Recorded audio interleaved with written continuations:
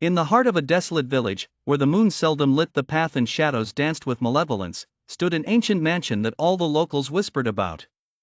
Its windows were gaping voids, and the once vibrant paint now peeled off like dead skin.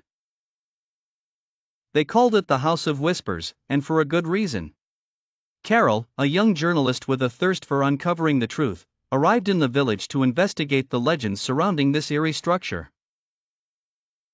Determined and undeterred by the villagers' warnings, she made her way to the mansion just as dusk thickened into an impenetrable darkness. The wooden door creaked violently as she pushed it open, the sound echoing through the empty hallways like a scream.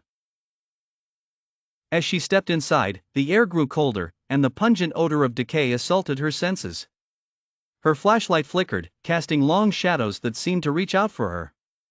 She took a deep breath and moved forward, her footsteps muffled by the thick layer of dust that coated the floor. Each room she entered told a story of abandonment and sorrow. Glimpses of the past haunted her: broken furniture, shattered mirrors, and walls scribbled with cryptic messages. In the parlor, a grand piano stood silent, its keys yellowed and broken, as if the music had been violently torn from it. But then she heard it, the whispers. They started as soft murmurs, almost like the rustling of leaves, but soon grew louder and more distinct. Carol couldn't understand the words, but the tone was unmistakable. It was pleading, accusing. She followed the sound, her heart pounding in her chest, leading her to a dimly lit staircase that spiraled into the basement. As she descended, the whispers merged into a cacophony of voices, rising and falling like waves crashing against the shore. The basement was a labyrinth of musty corridors, each turn bringing her deeper into the bowels of the mansion. Finally, she reached a room at the end of the hallway. Its door was ajar, and a sickly green light seeped through the gap. Carol pushed the door open to reveal a scene that froze the blood in her veins. The room was filled with old portraits, their eyes gouged out, and a massive mirror that took up an entire wall.